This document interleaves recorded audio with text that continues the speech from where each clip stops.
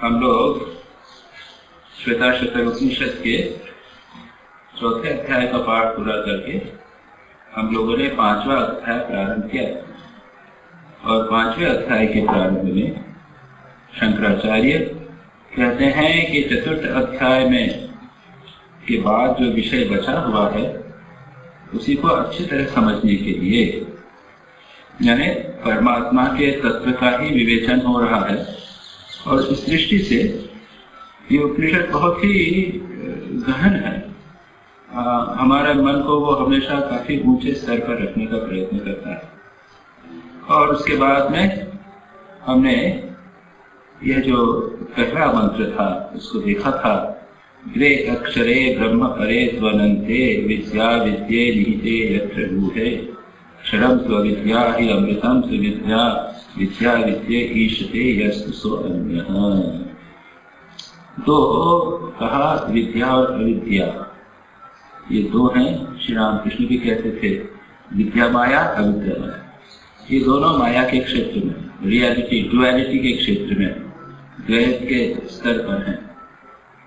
दोनों बंधन के कारण है। वैसे विद्या अविद्या बंधन में बांधती है और विद्या बंधन से मुक्त करती है। श्री रामकृष्ण और भी दृष्टांत देते हैं 3 डाकुओं का, सत्व तम और रज। सत्वगुण वो मुक्त करता है, रजोगुण बांधता है, तमोगुण नष्ट करता है। 3 डाकू की कहानी आप लोग सब जानते हैं। एक आदमी जंगल में गया, 3 डाकुओं ने उसे पकड़ लिया। एक ने कहा मार डालो उसको, लूट लिया, फिर कहा मार डालो। दूसरे ने कहा मार के क्यों बांध के रखो। और जब दोनों चले गए, सब चले गए, तो तीसरा आया। उसने कहा अरे बड़ी तकलीफ हुई, उसको छोड़ दिया, कहा उधर चले जाओ, रास्ते से चले जाओ, तुम घर पहुंच जाओ। उसने कहा मैं आप भी चलिए हमारे साथ के। नहीं, मैं नहीं जा सकता, पुलिस पकड़नी। तो सत्व तम और रम इसी प्रकार अविद्या और विद्या, ये तो श्री रामकृष्ण कहते हैं मानो कांटे है। अविद्या का कांटा लगा, उसको दूसरे कांटे से निकालो, और उसके बाद दोनों कांटे क्या जरूरत, उसको फेंक दो। वेदांत भी यही कहता है अविद्या है, अज्ञान है, हम जगत को सत्य मान रहे हैं, ये मिथ्या है लेकिन उसको सत्य मान रहे हैं। ज्ञान के द्वारा उसको दूर कर दिया जाए। फिर क्या करना है? ये सारे ज्ञान की चर्चा हो रही है। ब्रह्म ही, परमात्मा ही सत्य है और सब मिथ्या है। ये सब ज्ञान के द्वारा फिर क्या होगा? अंत में क्या होगा? उस ज्ञान को रखना है क्या कि नहीं? अविद्या और विद्या दोनों दूर हो जाएंगे। ज्ञान और अज्ञान, ज्ञान अज्ञान को नाश करके खुद समाप्त हो जाता है। तो बचता क्या है? हमारा स्वरूप परमात्मा, ऑटोमेटिकली, और कुछ नहीं। और दृष्टांत देते हैं, पानी है, उसमें मैला पानी है, उसमें हम फिटकरी डालते हैं। इसको पुराने जमाने में डाला करते थे, आजकल भी फिल्टर स्टेशन में डालते हैं। फिटकरी डाली तो वो क्या करती है? फिटकरी मेले के साथ में मिल जाती है और उसको नीचे ले जाती है। फिटकरी रहती है क्या? फिटकरी के साथ ही सारा मैला नीचे। तो जो साफ करने वाला है वह, और जो सफाई है वह। फिटकरी भी एक प्रकार का बुराई है, यानी जिसे कहते हैं ना कंटेमिनेशन, मिलावट है। वह मिलावट इस मेले को दूर करके उसको बैठ। तो यहाँ कहा दो हैं, अविद्या और विद्या। कहाँ पर है? अक्षरे ब्रह्म परे अनंते। अनंत पर ब्रह्म अक्षर में ये दोनों हैं। और ये कौन है? ब्रह्म कैसा है? गूढ़ है, कठिनता से प्राप्त होने वाला है। निगूढ़, इसलिए गूढ़ शब्द बार बार है। ये इतनी आसानी से पाया नहीं जाता, बड़ा मुश्किल, बहुत संघर्ष करना पड़ता है। गूढ़ कहते हैं ये बुद्धि गुफा में है, छिपा हुआ है इत्यादि। ये गूढ़ शब्द बार बार परमात्मा के संबंध में आता है। यह अत्यंत गूढ़ है। और फिर कहते हैं अविद्या क्षरम। अविद्या जो है वो क्षर है, नाशवान है। और अमृतम तो विद्या, विद्या अमरत्व की, अमरता को प्राप्त कराती है। और यह जो विद्या और अविद्या इन दोनों का ईशन करता है, कंट्रोल करता है, उनका जो मास्टर है, ईश्वर है, वह इन दोनों से भिन्न है। मैंने अभी कहा इन दोनों के विद्या के द्वारा अविद्या का नाश हो जाता है, लेकिन परमात्मा इन दोनों से भिन्न है, दोनों का कंट्रोलर। तो भगवान गीता में ये कहते हैं, देवी येषा गुणमयी मम माया दुरत्यया मामेव ये प्रपद्यन्ते माया मेधाम तरन्ति ते। ये मेरी देवी माया दुरत्या, माया अविद्या माया विद्या माया दोनों है। ये दुरत्या है, अत्या है ना, उसको पार करना अत्यंत कठिन है। देवी मम माया दुरत्या, जो मामेव ये प्रपद्यन्ते, मेरी जो शरण में आते हैं इस माया से वो कर जाए। यह मैं क्यों मेरी शरण में? क्योंकि मैं इन दोनों से भिन्न हूं। अविद्या माया विद्या माया दोनों से मैं भिन्न हूं, दोनों का ईशन करता हूं, मैं कंट्रोलर हूं। तो अगर आपको माया से बचना है तो ऐसे स्थान पर ऐसे के शरण में जाइए जो माया का अधिपति है, वह आपको माया से बचाए। को असो इत्यतः, वह कौन है, कौन ईश्वर है, यह हमने पिछली बार देखा था, उसको थोड़ा सा और देखें। यो योनिम योनिम अधितिष्ठति एको विश्वानि रूपानि योनिष्ट सर्वाः ऋषिं प्रसूतं कपिलं यः समग्रे ज्ञाने विभक्ति जायमानं च पश्येत्। यो एक, ये शब्द इस उपनिषद का बड़ा प्रिय शब्द है। एक बार बार, एक अकेला, वन सिंगल, दूसरा नहीं है उसके बराबर का। जो एक है, योनिम योनिम अधितिष्ठति, संपूर्ण विभिन्न प्रकार की उत्पत्ति स्थान, योनि यानी क्या, जहां से उत्पत्ति होती है। और हमने कहा था अंडज, उद्भिज, स्वेदज, योनिज, इस प्रकार के विभिन्न प्रकार के जीव होते हैं, जो अंडे से उत्पन्न होते हैं, जो स्वेद से होते हैं, जो पानी में उत्पन्न होते हैं, जो जरायुज यानी जो भूम से, गर्भ से उत्पन्न होते हैं। अलग अलग प्रकार के प्राणियों की भगवान ने सृष्टि की है, विभिन्न प्रकार की योनियों की सृष्टि की है। और जो विभिन्न योनियों का अधिष्ठाता है, यानी उत्पत्ति स्थान का अधिष्ठान कंट्रोलर है, कंट्रोलर है उनका अधिष्ठाता, यानी उनका उसका आधार भी है, अधिष्ठान है। इसकी व्याख्या करते हुए कहते हैं नियमयति, जो नियमन करता है, कंट्रोल करता है।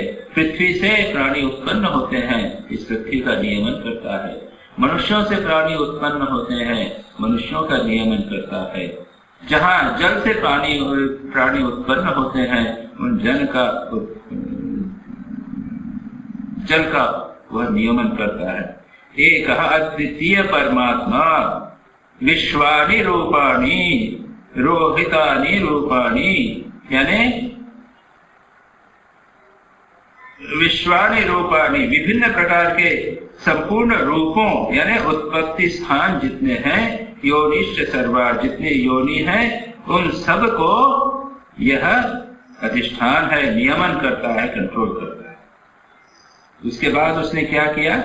ऋषिं प्रसूतं कपिलं यः समग्रे ज्ञाने विभेति जायमानं स पश्येत्। उसने क्या किया? परमात्मा ने पहले तो कहा ही is the controller of the whole universe. उसके बाद में उसने क्या किया? सबसे पहले एक कपिल ऋषि को उत्पन्न किया। ऋषिं कपिलम प्रसूतम, उसको उत्पन्न किया। और उसके बाद उसको ज्ञाने विभेति और जायमानम, जो उसके साथ उनको ज्ञान से पूर्ण किया और उसको जन्म लेते हुए देखा। मतलब परमात्मा कपिल ऋषि के जन्म के पहले भी था।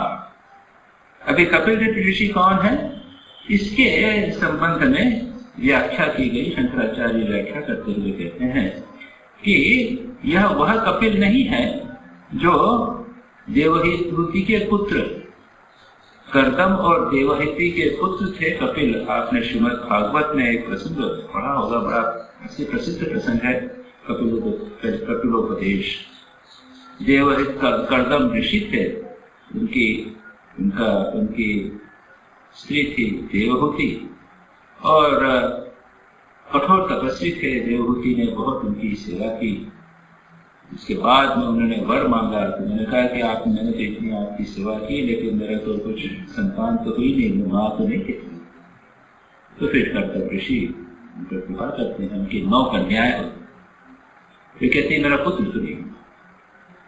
तो ठीक है, उनका एक पुत्र भी होगा और वो पुत्र थे कपिल मुनि। और इन कपिल को सांख्य दर्शन के प्रणेता भी माना जाता है, कहा जाता है। जैसे सांख्य, योग, मीमांसा, न्याय, वैशेषिक और वेदांत, ये जो हमारे षड दर्शन है, 6 फिलॉसफीज, उसमें सांख्य दर्शन के प्रणेता हैं कपिल ऋषि। लेकिन ये तो बहुत बाद में आए, इनकी चर्चा यहाँ नहीं की जाए। यहाँ पर शंकराचार्य उस पर व्याख्या करते हुए कहते हैं कपिलम कनक कपिल वर्णम। कपिल यानी गोल्डन, सुवर्ण के सदृश वर्ण वाले, गोल्डन कलर। और हिरण्यगर्भ कौन है? हिरण्यगर्भ आपने नाम सुना, जिसको हम ब्रह्मा कहते हैं, सबसे पहले जिनका जन्म हुआ। हिरण्य यानी सोना, तो वो भी सोने वाले, हिरण्य वर्ण, गोल्डन कलर वाले, चमकीला सोने का वर्ण उनका। और कपिल का भी सोने शब्द का अर्थ भी वही है।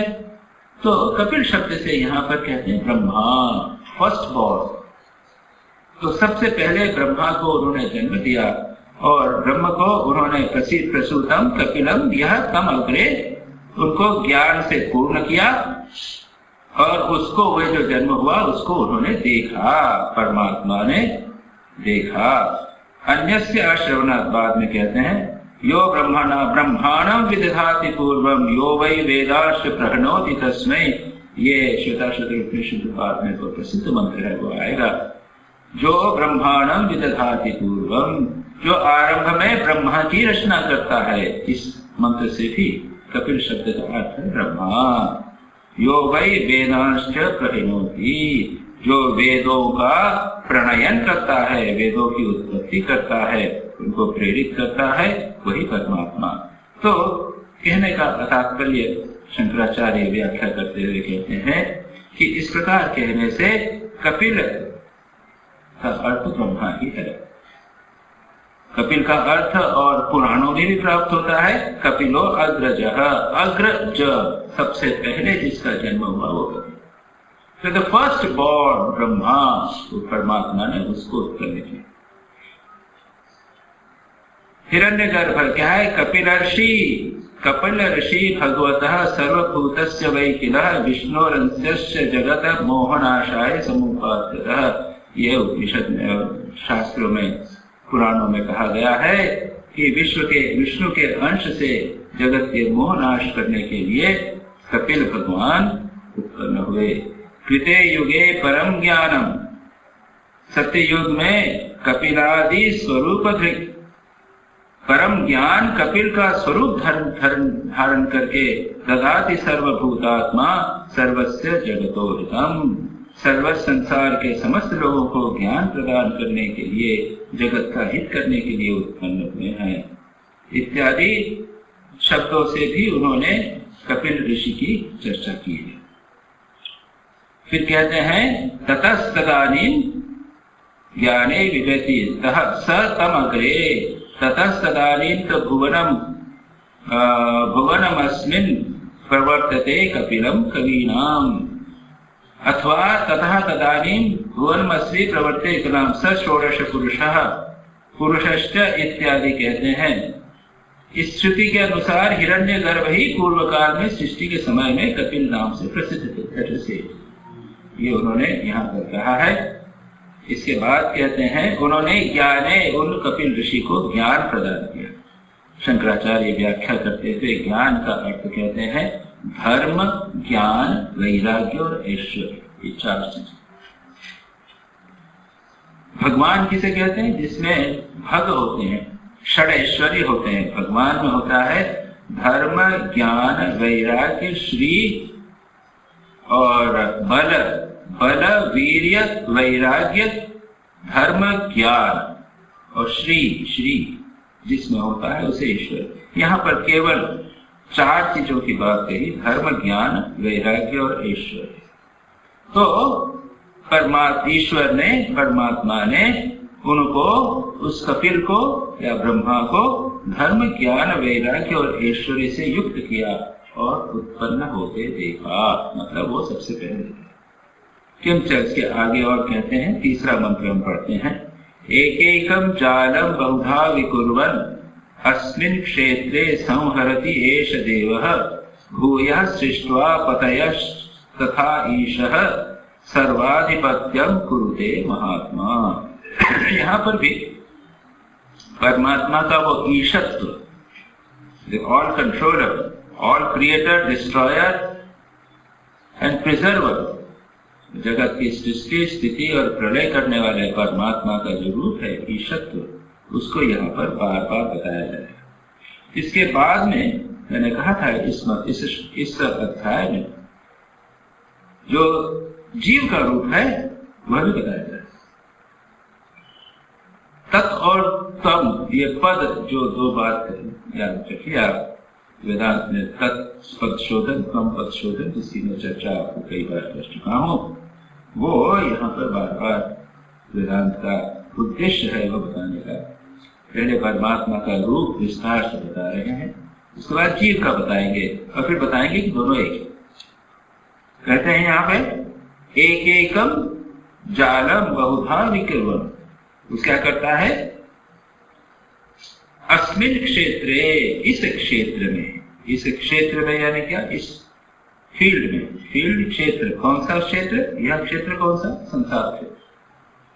संसार रूपी यह क्षेत्र जहां पर कुछ भी उत्पन्न उग सकता है, जीव उगते हैं। यह एक है देव, एष देव, एष यह देव, देव यानी द्योतनशील, प्रकाशशील, दिव्य धातु से जो जहां पर प्रकाश हो, ज्ञान का प्रकाश हो, या दिखाते हैं औरा निकल रहा है, इस प्रकार की बात करते हैं। तो जो प्रकाशमान हो, प्रकाशशील हो, स्वयं प्रकाश हो, उसको देव कहते हैं। या फिर ज्ञान का प्रकाश जहां पर है उसे देव कहा जाता है। एष देवः, यह देव क्या करता है? एकैकं जालम, एक एक जाल को अनेक प्रकार से, बहुधा यानी बहुत का प्रकार से, विकुर्वन् यानी विकृत करके, यानी विस्तार करके, विकृत करके, विस्तार करके, संहरति, संहार करता है। अभी देख लेते हैं इसको, पहले अर्थ देखना, उसके बाद व्याख्या देखेंगे।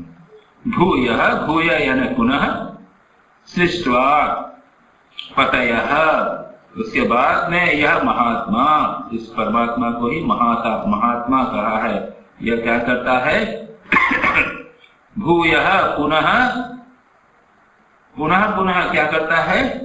पतयः, पति, लोकों के पति, लोकपाल, मरीचि, ब्रह्मा इत्यादि, कंट्रोलर ऑफ द यूनिवर्स, अलग अलग लोकपालों की सृष्टवा, उनकी सृष्टि करके, ईशः, वह जो ईश है परमात्मा, ईश्वर क्या करता है? सर्वाधिपत्यम कुरुते, प्रजापतियों को, सर्व अधिपत्यम, समस्त अधिपतियों को पुनः उत्पन्न करके अपना आधिपत्य स्थापित करता है। यानी परमात्मा जाल का विस्तार करता है। जाल हम देखेंगे जाल का क्या अर्थ है, और उस विस्तार करके उस जाल को बनाए रखने के लिए, उस पर कंट्रोल करने के लिए अधिपतियों को, अलग अलग प्रजापतियों, अधिपतियों की सृष्टि करता है। जैसे एक प्राइम मिनिस्टर है या गवर्नर है या प्रेसिडेंट है, तो उसने क्या किया है? चीफ मिनिस्टर बना दिए, यहाँ मिनिस्टर बना दिए, यहाँ पर सेक्रेटरी बना दिए, ऐसे बहुत सारे अपने अपने स्थानों पर उन्होंने अधिपतियों को बना दिया, कंट्रोलर। उनके माध्यम से सारे स्टेट का कंट्रोल होता है। यही बात परमात्मा भी करता है। वो क्या करता है? एक एक का मत देखें, एक एक जालम का अर्थ क्या है? एक एक जाल, इस शब्द की टीका किसी ने नहीं की, शंकराचार्य ने नहीं की, भिन्न प्रकार से किए। शंकराचार्य ने तो इसका कोई अर्थ नहीं किया, भगवान भाष्यकार ने यहाँ पर केवल उन्होंने कहा सुर नर तिर्यक आदि नाम सृजति जालम एक एकम।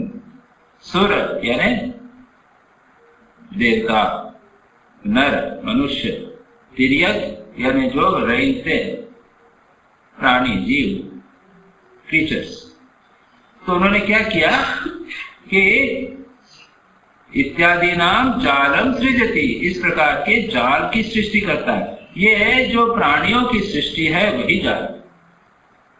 दूसरे एक शंकरानंद करके एक बड़े आचार्य हो गए हैं, महात्मा हो गए हैं, वे लिखते हैं जाल शब्द का तात्पर्य है प्रत्येक प्राणी से संबंध रखने वाला संसार रूप महान इंद्रजाल। अगर आप लोगों को याद होगा इसी उपनिषद में एक जगह आया था यह जालवानिव, जालवानिव, और उसकी व्याख्या करते हुए कहा था इंद्रजाल, इंद्रजाल फैलाने वाला जादूगर। परमात्मा मानो जादूगर की तरह जादू फैलाता है, लोगों को मोहित करता है, जालवानिव। तो यहाँ पर कहते हैं जाल का शब्द उसी से लिया, महान इंद्रजाल। तो परमात्मा महान इंद्रजाल की सृष्टि करता है। नारायण तीर्थ कहते हैं कर्म फल रूप बंधन ही जाल है। हमने कर्म किया, उसका फल मिलेगा, उस फल के अनुसार सुख दुख का भोग करेंगे, उसके बाद फिर वासना उत्पन्न होगी, उस वासना की पूर्ति के लिए फिर कर्म करेंगे, फिर भोग होगा, फल होगा, और ये चक्र चलता है। ये चक्र ही मानो कर्म फल रूप बंधन। गीता में बार बार कहा है कर्म का फल का त्याग करो, बार बार गीता में ये बात है। कर्म का फल अगर त्याग देते हो तो कर्म बंधन का कारण नहीं होगा। अपना कर्म कीजिए, नियतम कुरु कर्मत्वम, कर्म जायो या कर्म न। भगवान गीता कहते हैं नियत कर्म करिए।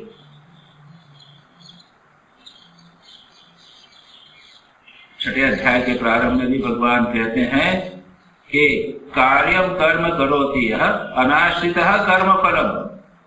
कर्म फल की इच्छा किए बिना जो कार्यम कर्म यानी नियत कर्म, आपकी जो ड्यूटी है उसे करते जाइए, लेकिन कर्म की इच्छा मत कीजिए। बहुत महत्वपूर्ण बात है, बड़ा मुश्किल। थोड़ा सा लगता है कोई तो हमको प्रशंसा तो कम से कम कर दे, बढ़िया काम कर रहे, कुछ अप्रिसिएशन तो मिल जाए, लेकिन कहते नहीं।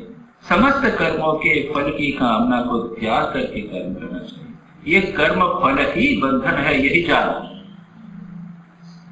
जिस प्रकार जाल में मछली फंस जाती है, पक्षी फंस जाता है, इसी प्रकार ये कर्म का बंधन जाल है। विज्ञान भगवान नामक दूसरे कमेंटेटर का कहना है कि समष्टि रूप भूत और इंद्रिय वर्ग रूप जाल ही पुरुष रूप मछलियों को बांधने वाले जाल के समान जाल हैं। यानी समष्टि रूप भूत, भूत यानी पंचभूत, ये आकाश, वायु, जल, अग्नि, पृथ्वी, ये पांच भूत समष्टि यानी सर्वत्र विद्यमान। हमारे भीतर है वो व्यष्टि, व्यष्टि यानी इंडिविजुअल, माइक्रोकॉस्म। मैक्रोकॉस्म में जो पंचभूत हैं, समष्टि रूप भूत और इंद्रिय वर्ग, हमारी इंद्रियां हैं, ये भी पंचभूतों से बनी। ये दोनों एक दूसरे से मिलती है। गुणा गुणेषु वर्तन्ते, ये पंचभूतों से बनी हुई है, भूत भूत में वर्तन कर रहे हैं। ये पंचभूत, उनके माध्यम से हम पंचभूतों का भोग कर रहे हैं। जो मिठाई खाते हैं वो भी पंचभूतों से बनी हुई है, और जो इंद्रिया जिनके द्वारा उनका भोग हो रहा है वो भी पंचभूतों से बनी हुई है। तो इंद्रिय वर्ग रूप और समष्टि भूत, समष्टि रूप भूत, ये दोनों जाल पुरुष को बांधने वाले जाल के समान जाल हैं। तो ये तीन व्याख्या हो गई, एक कर्मफल रूप बंधन, दूसरा इंद्रिय और इंद्रियों के विषय, और तीसरा संसार रूप महान इंद्रजाल। ये इंद्रजाल संसार रूप जादू, इंद्रजाल यानी जादू। ये जो संसार दिख रहा है वो जादू, जादू का खेल है। तो यहाँ पर शंकराचार्य ने कहा है सुर नर तिर्यक आदि नाम, सुर देवता, नर पशु न मनुष्य, और तिर्यक पशु, इन लोगों का जाल, इन लोगों के लिए जाल, ये 3 प्रकार के जाल के, इंद्रजाल, कर्मफल का जाल और तीसरा इंद्रिया और इंद्रियों के विषय का। ये भगवान सृष्टि करते, बहुधा विकुर्वन् करके क्या करते हैं, अस्मिन् क्षेत्रे एष देवः हरति, इस क्षेत्र में यानी अस्मिन् सृष्टि काले विकुर्वन्, सृष्टि के काल में इसकी सृष्टि करते हैं, जाल की सृष्टि करते हैं, जगत की सृष्टि करते हैं। और उसके बाद में मायात्मके क्षेत्रे, यह जो जगत है संसार क्षेत्र, ये मायात्मक, माया जिसे भ्रम कहती है, जादू, जादू मायात्मक क्षेत्र है। जादू मानो दिखाई देता है, माया यानी जो है नहीं है लेकिन फिर भी दिखाई देती है, सत है, असत है लेकिन सत दिखाई देती है। असत यानी वो स्थायी रहेगी नहीं, ये दिख रहा है गायब हो जाएगा, जैसे जादूगर का जादू दिख रहा है, स्पष्ट दिख रहा है, हम एक्सपीरियंस कर रहे हैं। जादूगर आपको मिठाई खिला देगा, टेस्ट भी कर लेंगे, आपको फूल ला के दिखा देगा, दिखाई दे रहा है, आप देख रहे हैं, सूंघ रहे हैं, एक्चुअली सूंघे क्या,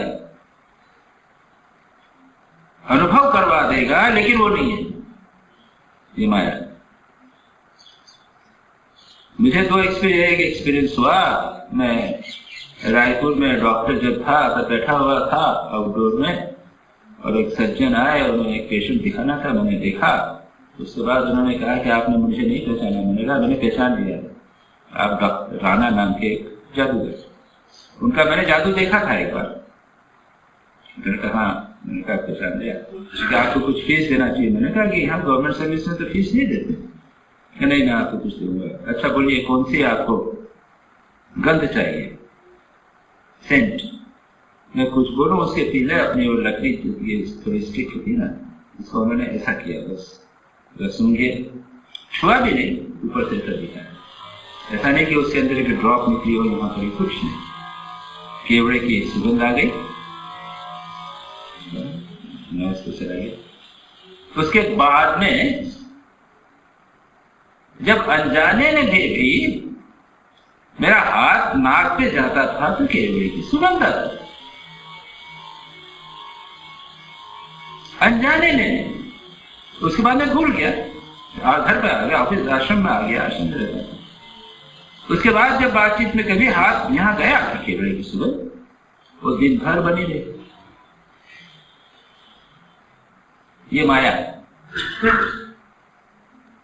भगवान ने, अब उसको नानी के सिद्ध में एक्चुअली अनुभव कर रहा हूं, लेकिन वो विष नहीं है। हम सारे जगत को देखते हैं, अनुभव करते हैं, लेकिन है नहीं।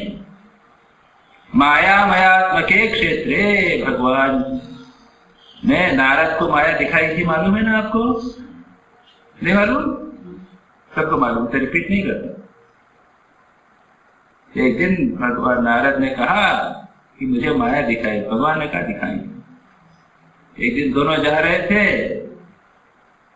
भगवान ने कहा नारद प्यास लगी है, तो पानी खोजने के लिए गए। एक घर में जाके दरवाजा खटखटाया, एक सुंदर युवती निकली, देखते ही मोहित हो गए, भूल गए, उससे बातचीत करने लगे, वहीं रह गए, उससे विवाह कर लिया। उसके बाद उसका पिता मर गया तो वो खेत जमीन सब उनकी हो गई, उनके 2-3 बच्चे हो गए, बड़े प्रेम से रहने लगे। 8, 10, 12 साल बीत गए, 3 बच्चे हो गए। एक तूफान आया, बाढ़ आई, बाढ़ में सब बह गया। नारद बड़ी मुश्किल से अपने तीनों बच्चों को संभाले, पत्नी को संभाले, निकलने की कोशिश कर रहे थे।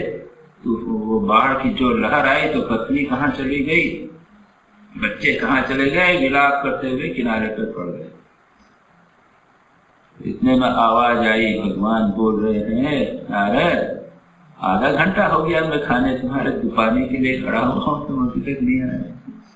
12 वर्ष उनके मुंह से निकले। ये माया, मायामयत में अस्मिन् क्षेत्र, यह क्षेत्र मायामय क्षेत्र में भगवान क्या करते हैं, एक एक हम जालम, एक एक जाल का निर्माण करते हैं। इसलिए ये जो महान इंद्रजाल शब्द दिया है, ये ठीक व्याख्या में जो दिया है।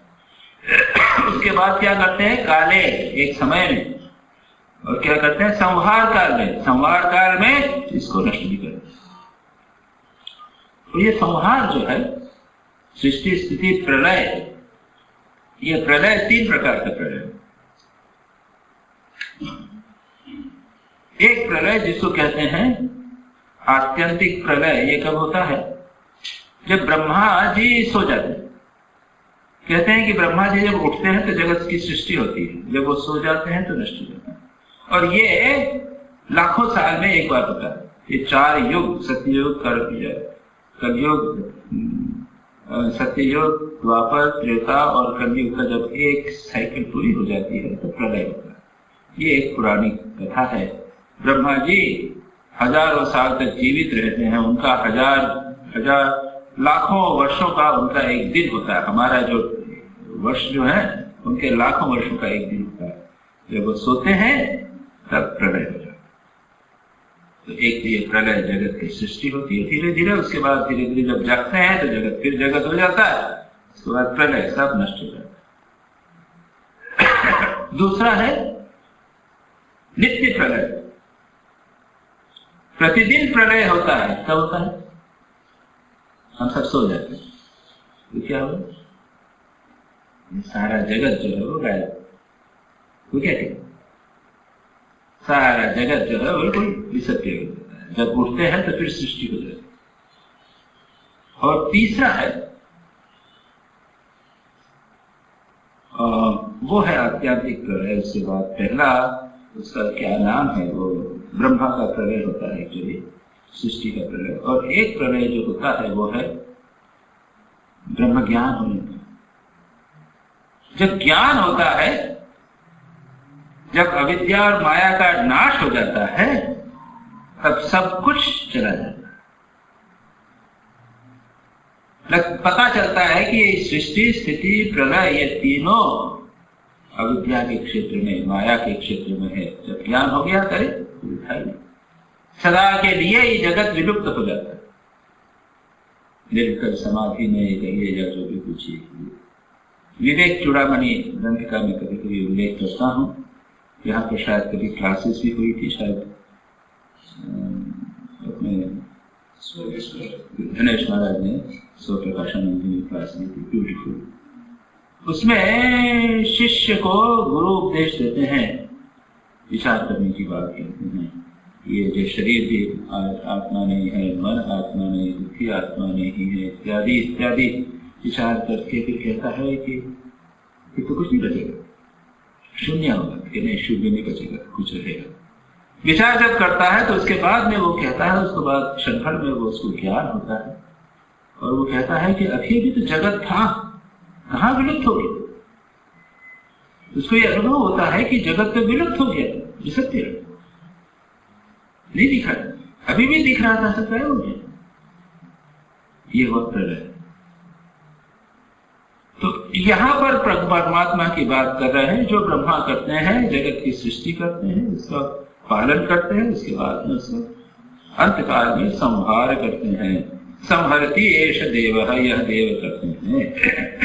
उसके बाद पुनः पुनः पुनः भूयः पुनः ये लोकानां पतः, फिर क्या करते हैं, लोकों के पति, लोकपाल, मरीचि आदि, मरीचि और कौन सा, ये भृगु और दूसरे प्रजापति जो होते हैं, कईयों के नाम पुराणों में है। उन्होंने 16 प्रजापतियों की रचना की। पहले उन्होंने रचना की 4 कुमारों की, सनत, सनातन, सनंदन और सनत कुमार की, और कहा कि तुम प्रजा की रचना करो, प्रोजनी करो, संसार को बढ़ाओ। क्या हम ये झमेले में नहीं पड़े, हम ये संसार के चक्कर में बच्चे पैदा करना, उनकी रक्षा करना, ये सब झमेले में नहीं पड़ते। ब्रह्मा जी बड़े गुस्सा हो गए, उन्होंने उपदेश दिया कि जाओ कि तुम ऐसे ही रहोगे, तो छोड़ो, कभी घर नहीं रहेगा तो ठीक। तो ये 4 कुमार घूमते रहते हैं बचपन से ब्रह्म ज्ञान।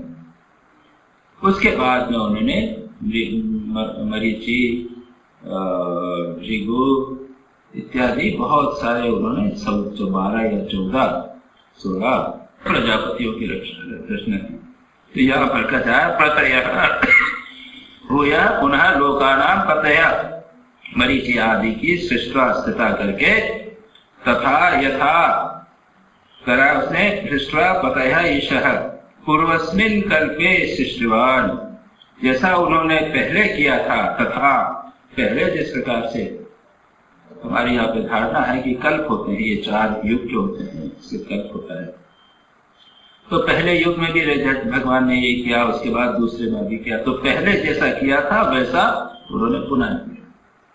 तो जैसा पहले होता था करीब करीब उस प्रकार की चीजें फिर से होती है। यानी ये राम सीता की कहानी जो है ना, वो हर एक कल्प में हुई है। राम हर एक कल्प में होते जन्म लेते हैं और हर एक कल्प में वो वनवास में भी जाते हैं।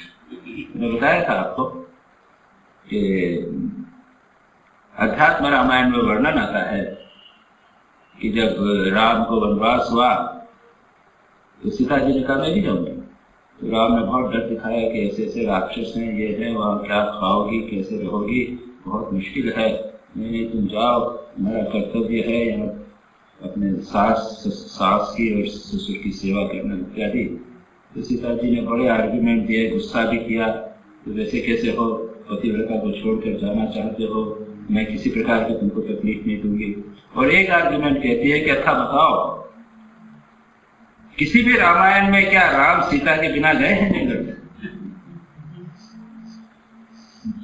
मतलब यह है कि बहुत सारे रामायण हो चुकी है, हर एक कल्प में रामायण। तो इसलिए कहा तथा यथा, उसकी व्याख्या करते हुए तथा यथा पूर्वस्मिन् कल्पे, पहले कल्प में जिस प्रकार से सृष्टि उन्होंने की थी उसी स्टाइल पे, उसी डिजाइन पे, थोड़ा बहुत फर्क इधर उधर किया होगा, बाकी उसी प्रकार से उन्होंने नई सृष्टि की। और सर्वाधिपत्यम, उसके बाद में समस्त का आधिपत्यम, ये विशेषण बना दिया, यानी वह अधिपति बन जाते हैं महात्मा। परमात्मा को यहाँ पर महात्मा शब्द दिया। अब आगे चौथा दीजिए, सर्वादिशः ऊर्ध्वमधश्च तिर्यक् प्रकाशयन् भ्राजते यद्वनड्वान् एवं सदेवो भगवान वरेण्यो योनि स्वभावान अधितिष्ठति एकः। अधितिष्ठति एक, ये अधितिष्ठति एक, ये अपने इस उपनिषद में एक विशेष बार अधितिष्ठति, अधिष्ठान, वो सबका कंट्रोल, सबका आधार एक है। वो क्या कहते हैं? सर्वादिशः, समस्त दिशाएं। तो कहते हैं यद्वत् भ्राजते यद्वत् अनद्वान, अनद्वान यानी सूर्य, जिस प्रकार से सूर्य प्रकाशित होता है वैसे ही सर्वादिशा, समस्त दिशाओं को प्रकाशित करता है। कैसी दिशाएं? ऊर्ध्व, ऊपर, नीचे, तिर्यक यानी टेढ़ी मेढ़ी, जितनी भी दिशाएं हैं उनको प्रकाशित करता हुआ, प्रकाशते भ्राजते, प्रकाशन, प्रकाश करता हुआ प्रकाशित होता है, ये विद्यमान होता है। इस प्रकार, उसी प्रकार एवं यानी उसी प्रकार सदैवः, वह द्योतनात्मक परमात्मा भगवान वरेण्यः, वरणीय यानी उसकी हमें स्वीकार, उनको पूजा करनी चाहिए, वरण्य है। योनि स्वभावन अधितिष्ठति, वो क्या करता है? अकेला ही पृथ्वी आदि का नियमन करता है। योनि स्वभाव की बात करेंगे, उस पर व्याख्या करेंगे। ये वरेण्य भगवान योनि स्वभाव यानी पृथ्वी आदि जो सृष्टि के जहां से उत्पत्ति हो सकती है, योग वृत्ति से प्राणियों की उत्पत्ति होती है, इस प्रकार की जो चीजें हैं उनको वह अधितिष्ठति, उनका नियमन करता है, कंट्रोल करता है। क्या कहा है? सर्वादिशः, समस्त दिशाएं कौन सी है? पूर्व आदि दिशाएं, पूर्व पश्चिम उत्तर दक्षिण, हो गया सर्वादिशः। फिर कहते हैं ऊर्ध्वम अधः, ऊपर और नीचे सब।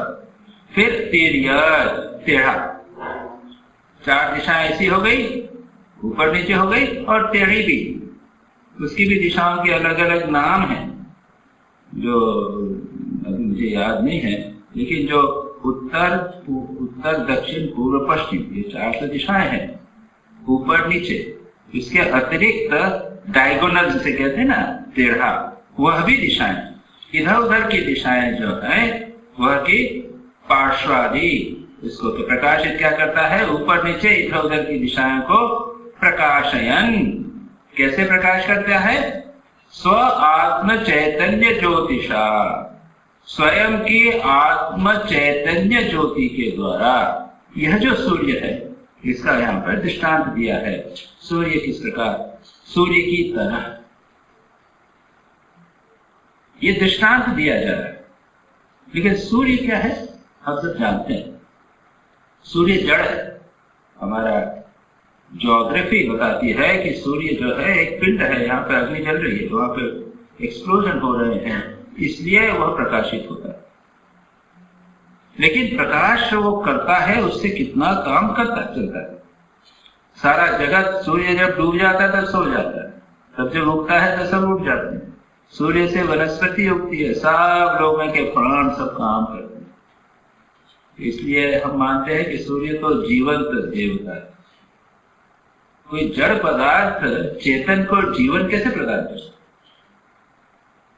जीव, इसलिए हमारे यहाँ पे कल्पना है कि सूर्य रूप का अधिष्ठाता एक देवता है। लेकिन यह है प्रकाश तो जड़ प्रकाशी है। भगवान क्या है? स्व आत्म चैतन्य ज्योतिषा प्रकाशते, स्व आत्म चैतन्य, स्वयं की आत्मा की जो चैतन्य ज्योति है उससे प्रकाश। ये ज्योति की बात जब करते हैं तो बृहदारण्यक उपनिषद में प्रश्न पूछते हैं राजा जनक याज्ञवल्क्य ऋषि से, मनुष्य की ज्योति क्या है? तो कहा सूर्य। ठीक है, अभी हम बात करें। जब सूर्य नहीं होता है तब चंद्रमा, अभी पूर्णिमा आने वाली, देखेंगे कितना प्रकाश हो जाता है। जब चंद्रमा नहीं होता तब तारे, जब तारे नहीं होंगे टॉर्च, अग्नि, जब अग्नि नहीं होगा तो आंख से नहीं दिखेगा, दूसरी कोई ज्योति होना चाहिए। कहते हैं कर्ण, ध्वनि, कहीं आवाज हुई तो पता चल जाता है कि अरे वहां जाना है, वहां से आवाज। जब ये भी नहीं, मन, सच पूछा जाए तो मन ही सबसे बड़ी ज्योति है। अगर मन न हो तो सूर्य रहते हुए भी कुछ नहीं, अगर नेत्र न हो तो सूर्य रहते हुए भी सूर्य की ज्योति नहीं होगी। अंत तो गत्वा मन को भी कंट्रोल जो करता है वो है परमात्मा, आत्मा, चैतन्य ज्योति। चैतन्य ज्योति नहीं हो तो सूर्य सूर्य नहीं है। आपको जिसको अंधा है, जन्म से अंधा, वो क्या कहेगा? वो कहेगा कि सूर्य है। उनका कहा मैं तो नहीं जानता, इसके लिए ज्योति है ही नहीं, सूर्य है ही नहीं। लेकिन उसके अंदर चैतन्य है। चैतन्य ज्योति अल्टीमेट ज्योति है, सबसे महान, मोस्ट इंपॉर्टेंट ज्योति है वो चैतन्य ज्योति है। स्वात्म चैतन्य ज्योतिषा प्रकाशते, स्वयं की ज्योति के द्वारा प्रकाशते, प्रकाशित करता है। भ्राजते, दूसरा शब्द है भ्राजते, यानी दीप्यते, दीपायमान होता है, यानी भ्राजित यानी दीप्त होता है। कैसे? अनड्वान यद्वत्, अनड्वान वत् यानी आदित्य की तरह, सूर्य की तरह। जिस प्रकार अनड्वान आदित्य जगत चक्र अवभासने युक्त एवं, जिस प्रकार सूर्य जगत रूपी चक्र को प्रकाशित करने में लगा हुआ है, एवं सदेवो द्योतन स्वभाव, वह देवता, देव, देव शब्द की पूर्वात्मा, जो द्योतन स्वभाव है वो प्रकाश स्वरूप है। परमात्मा चैतन्य ज्योति उसमें है। द्योतन स्वभाव देव भगवान, भगवान ऐश्वर्यादि संपन्न, अभी बात कही हमने, षडैश्वर्यादि से संपन्न है। वरेण्य, वरणीय, संभजनीय, वरणीय यानी उनको भजन करना चाहिए, उनको नमन करना चाहिए, वे पूज्य हैं, उनकी पूजा भजन वरण करना चाहिए, इसलिए उसको वरणीय कहा। संभजनीय योनि कारणम कृष्णस्य जगतः, क्या है वह? योनि यानी कारण, कृष्णस्य जगतः, समस्त जगत का वह कारण है। योनि स्वभाव अब एक यहाँ पर थोड़ी सी व्याख्या करते हैं। योनि स्वभाव या योनि और स्वभाव अलग अलग शब्द लिया जाए तो क्या है वो? योनि ही कारणम कृष्णस्य जगतः। स्वभावान, स्वभावान यानी स्वात्मभूतान, अपने से उत्पन्न कौन सी? कारण भूतान, क्या? पृथ्वी आदि। स्वभावान यानी स्वभाव, स्व यानी खुद से, भव यानी उत्पन्न। मेरे इस परमात्मा से उत्पन्न क्या है? पृथ्वी। तो पृथ्वी आदि का जो कारण है, पृथ्वी आदि जो है उनको वह अधिष्ठान करता है या नियमन करता है। एक तो यह अर्थ हुआ कि वह क्या करता है? स्वभावान यानी अपने से उत्पन्न पृथ्वी आदि का वह कारण है और उनका वह नियमन करता है। योनि स्वभाव, पृथ्वी आदि का वह कारण है और उनका नियमन करता है। और दूसरा अर्थ अगर किया जाए, योनि स्वभावान एक साथ मिला दिया जाए तो कारण स्वभाव यानी कारणभूत पृथ्वी आदि को, पृथ्वी आदि भी जगत की कारण है। पृथ्वी आदि से जगत की उत्पत्ति प्राणियों की उत्पन्न होती है, उनको वह कंट्रोल करता है। तो इस प्रकार से यहाँ पर वही परमात्मा का वही भाव, वो नियंता है, जगत की सृष्टि करता है, प्रकाश करता है, सर्वत्र यह बात बार बार कह रहे हैं। आगे देखें, यच्च स्वभावं पचति विश्वयोनिः पाच्यांश्च सर्वान् परिणामतेद्यः सर्वमेतद् विश्वमधितिष्ठत्येको गुणाश्च सर्वान् विनियोजयेत्यः।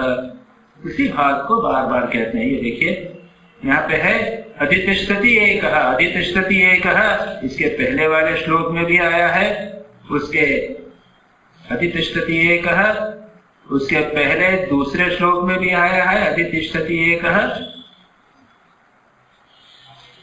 दूसरे श्लोक में, चौथे श्लोक में और पांचवें श्लोक में।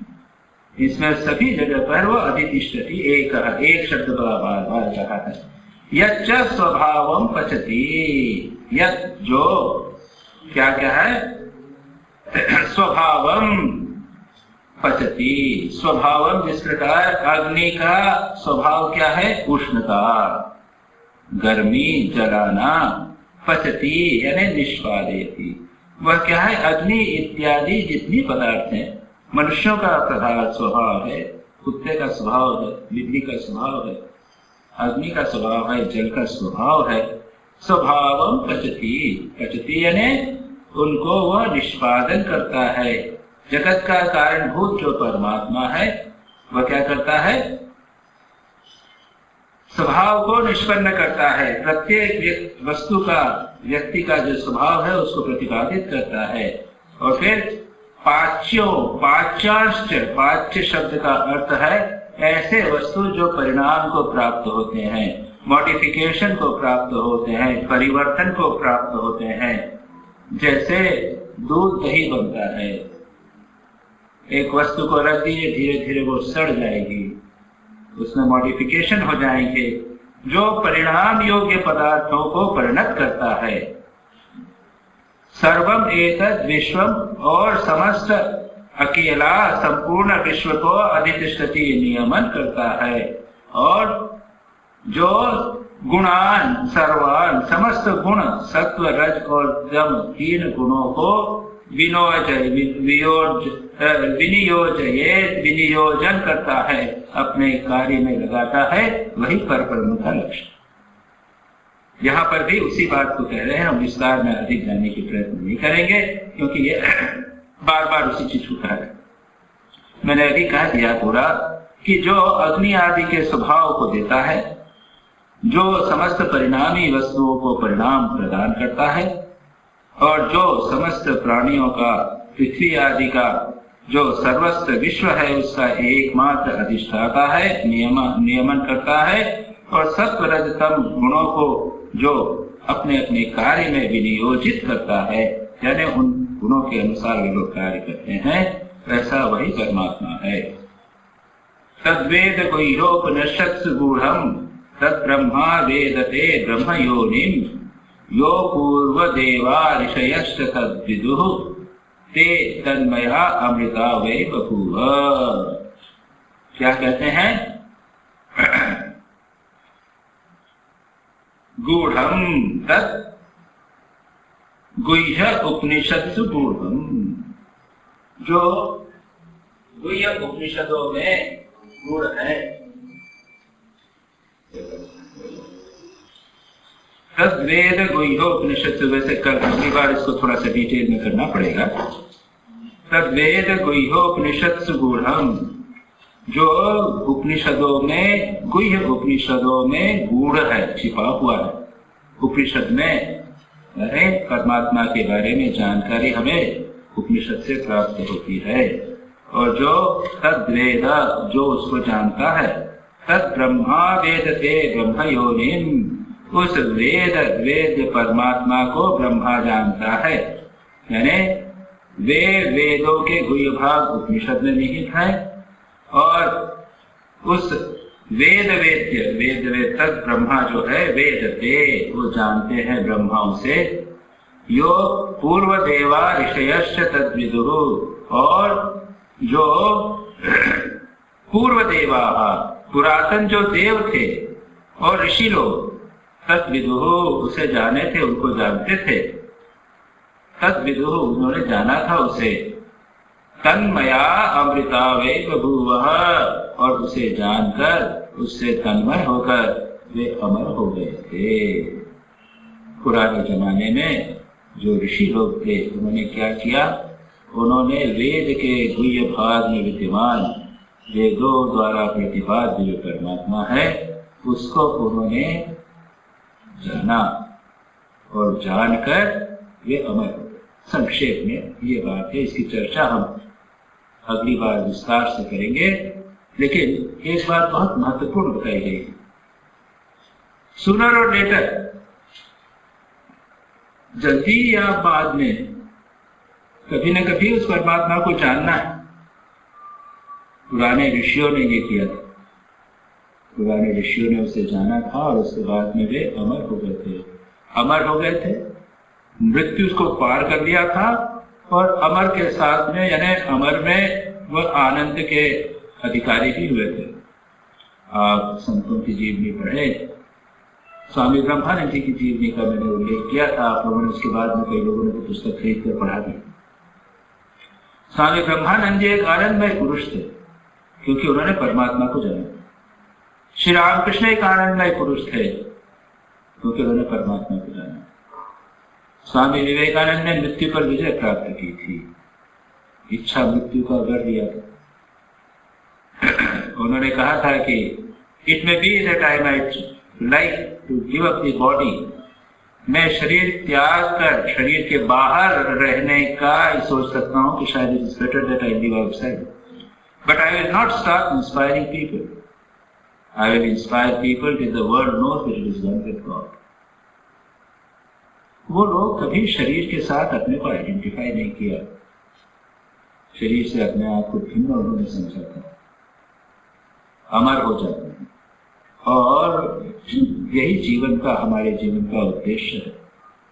मनुष्य जन्म का उद्देश्य यह है कि जितना जल्दी हो सके ये संसार के झमेले, जिसको मायामय कहा गया है, बार बार कई प्रकार से उसको अविद्यामय कहा गया, मायामय कहा गया है, यह संभव जितनी जल्दी हो सके इस संसार चक्र से, जो अविद्यामय माया जाल जैसा है, जादू है, इससे मुक्त हो जाए और उस अमरत्व को प्राप्त करें। जितना हम परमात्मा के निकट जाएंगे, जितना अपने आत्म स्वरूप को जानने का प्रयत्न करेंगे, उतना उतना हमारे जीवन में आनंद आएगा, संतोष आएगा, अमरत्व का प्रकाश आएगा। यहाँ पर संक्षेप में यही कहा कि उसको पुरातन ऋषियों ने जाना। स्वामी विवेकानंद कहते हैं पुरातन ऋषियों ने जाना होगा, लेकिन मैं तुम लोग वो ऋषि। स्वामी जी बार बार कहते हैं इस चीज को कि महान ऋषियों पहले वाले ऋषि हो गए, लेकिन तुम लोग अपने शिष्यों को कहते हैं तुम लोग वो आज के युग के ऋषि, ऋषियों से भी महान ऋषि। पुराने ऋषि हो गए, ऋषि, और ये बात बहुत महत्व की है, हमें समझना चाहिए कि हम सभी में वो ऋषि होने की क्षमता, उस परमात्मा को जो जानता है वो ऋषि हो जाता है, हम सभी में वो क्षमता है। अगर यह नहीं होता तो फिर श्री रामकृष्ण को आना था, इतनी मेहनत करके उपदेश देने की क्या आवश्यकता, ये उपनिषद की पढ़ाई चर्चा की क्या आवश्यकता, ये यहाँ पर जो बैठकर हम लोग पढ़ते हैं, प्रवचन करते हैं, इसकी क्या आवश्यकता। अगर ये केवल कुछ चुने हुए लोगों के लिए है, आप लोगों के लिए, हम लोगों के लिए नहीं है, तो इसकी क्या आवश्यकता। प्रत्येक व्यक्ति ऋषि बन सकता है, जैसे ऋषि थे, और अमर हो सकता है। प्रत्येक व्यक्ति को ऋषि बनना है, अमर होना है। स्वामी विवेकानंद तो कहते हैं you have to do it, करना ही पड़ेगा, फोर्स करके कहते हैं। ये संकेत इस मंत्र में हमें प्राप्त होता है, इसकी चर्चा हम अगली बार करेंगे। ओम जननीं शारदां देवीं रामकृष्णं जगद्गुरुं पादपद्मे तयोश्रित्वा प्रणमामि मुहुर्मुहुः।